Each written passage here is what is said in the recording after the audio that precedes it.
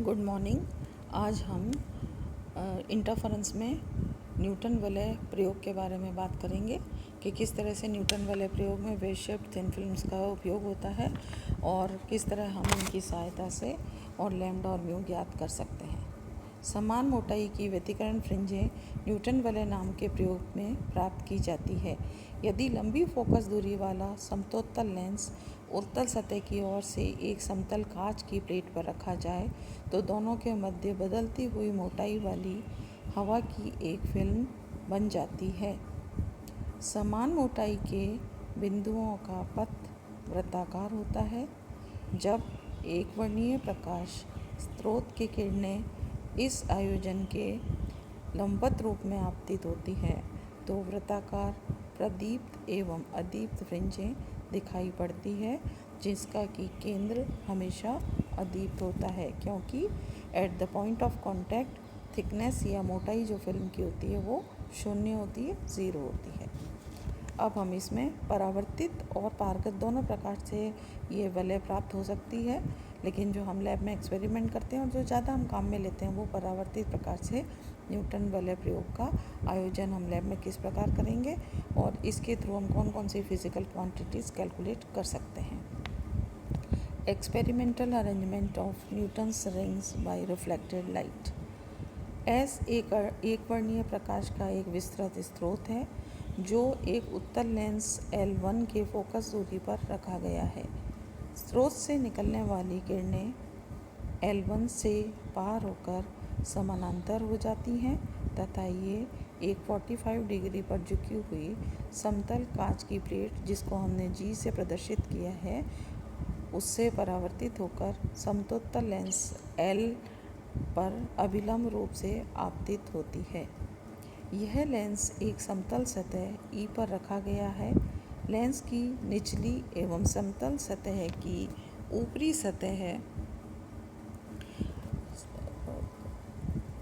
सतह से परावर्तित प्रकाश किरणों में व्यतिकरण होता है एवं सम मोटाई की वृत्ताकार फ्रिंजें बनती है, जो चित्रानुसार सूक्ष्मदर्शी M द्वारा देखी जा सकती है।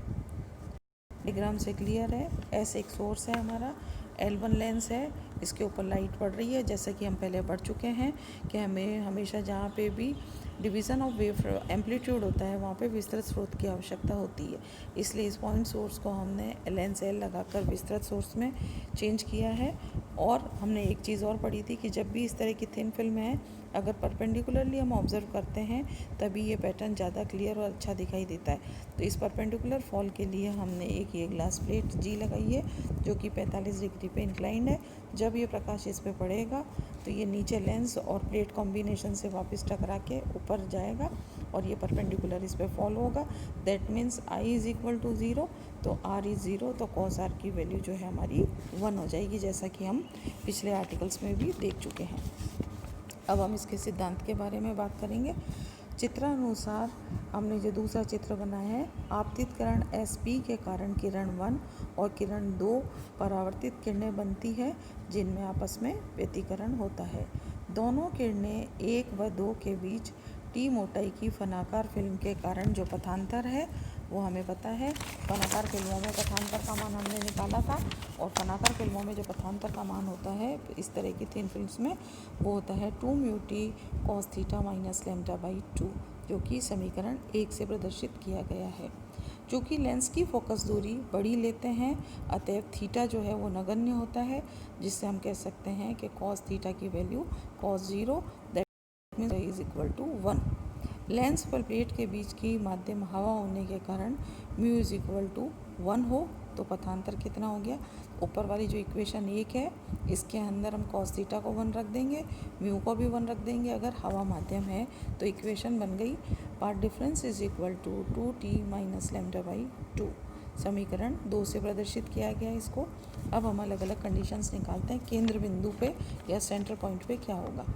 लेंस व प्लेट के स्पर्श बिंदु O पर t इज इक्वल टू 0 होने के कारण पथांतर लैम्डा बाई 2 होगा एवं केंद्र बिंदु हमेशा हमें अदीप्त दिखाई देगा।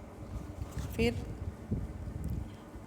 हम करेंगे बात इसके अंदर प्रदीप्त वलय की कि जो प्रदीप्त वलय है उसकी अवस्थाएं कहाँ कहाँ पे प्राप्त होगी, कंडीशंस ऑफ लाइट, जो ब्राइट फ्रिंजेस किस तरह से मिलेंगी। केंद्र O से P बिंदु की दूरी पर वृत्त की परिकल्पना करें तो वृत्त पर मोटाई T समान होगी। दैट मीन्स जो पाथ डिफरेंस है ये 2t minus lambda by 2 is equal to even integer of lambda by 2 के बराबर होगा, मतलब लैम्डा बाई 2 का समगुणक के बराबर होगा। तो इक्वेशन हो गई 2t is equal to 2n plus 1 into lambda by 2, जहाँ पे n की वैल्यू 0, 1, 2, 3 होगी, जिसको कि समीकरण 3 से दर्शाया गया। मतलब कि जब भी ये कंडीशन फुलफिल करेगी, समीकरण 3 संतुष्ट होगा, तब हमें हमेशा प्रदीप्त वलय मिलेंगी। इसी तरह से अब हम अदीप्त वलय के लिए अवस्थाएं निकालते हैं, कंडीशंस फॉर डार्क फ्रिंजेस।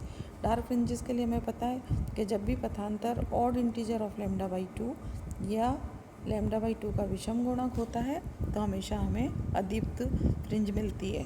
तो समीकरण जो 2 है इसके अंदर हमने रखा delta is equal to 2t minus lambda by 2, और ये जब 2n माइनस 1 लैम्डा बाई 2 के बराबर होगा तो हमारे पास वो कंडीशन आएगी जबकि हमें डार्क फ्रिंज मिलेगी।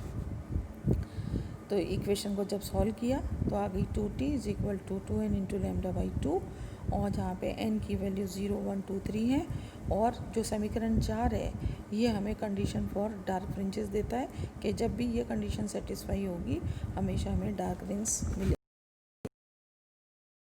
ऐसे जो है प्रदीप्त अदीप्त वलयों की त्रिज्या और व्यास का मान निकालते हैं कि कितनी कितनी वैल्यूज़ होंगी। Radius and diameter of bright and dark rings. चित्रानुसार यदि लेंस की वक्रता त्रिज्या कैपिटल R हो तथा P बिंदु पर वलय की त्रिज्या स्मॉल r तथा फिल्म की मोटाई T हो, तो डायग्राम से हम देख रहे हैं कि हमने ये प्लेनो कॉन्वेक्स लेंस और प्लेन ग्लास प्लेट को यहाँ पे बना लिया। अब ये प्लेनो कॉन्वेक्स जो लेंस है, ये जिस लेंस का हिस्सा है, इसको कंप्लीट करने के लिए हमने इसको एक सर्कल बनाया। तो इस सेंटर से जितनी भी दूरियां होगी वो परिभाषा के अनुसार वक्रता त्रिज्या के बराबर हो गई।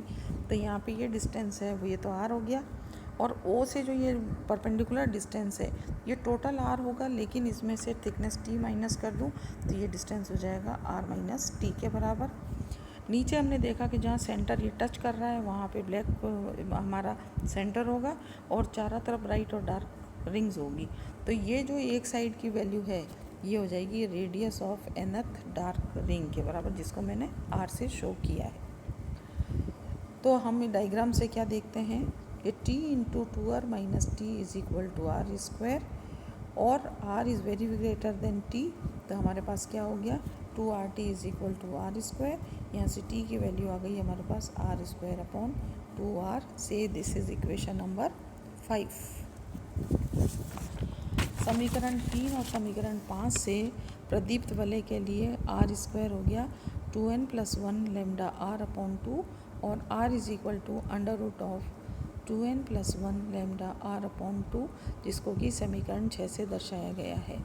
तो हम क्या कर रहे हैं कि n पे प्रदीप्त वलय का व्यास अगर हम निकालें तो dn रेडियस स्क्वायर कर देंगे, और इसको करके सॉल्व करेंगे अगर हम, तो ये हो गया under root of 2 into 2n plus 1 lambda r। और हम कह सकते हैं कि dn जो है this is always proportional to under root of 2n plus 1 where n is equal to 0, 1, 2, 3।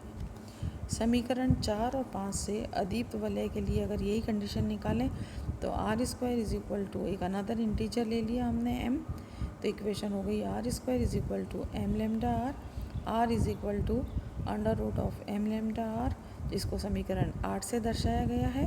इसी प्रकार m व अदीप्त वलय का व्यास अगर हम निकालें तो dm is equal to 2 under root of m lambda r, और dm is proportional to under root of m is equal to 1, 2, 3, 4 होंगे। तो यहाँ पे हम ये देख रहे हैं कि जो इसके डायमीटर्स हैं डार्क फ्रिंज के और ब्राइट फ्रिंज के, वो किस तरह से हमारी फ्रिंजों की संख्या पर निर्भर करते हैं।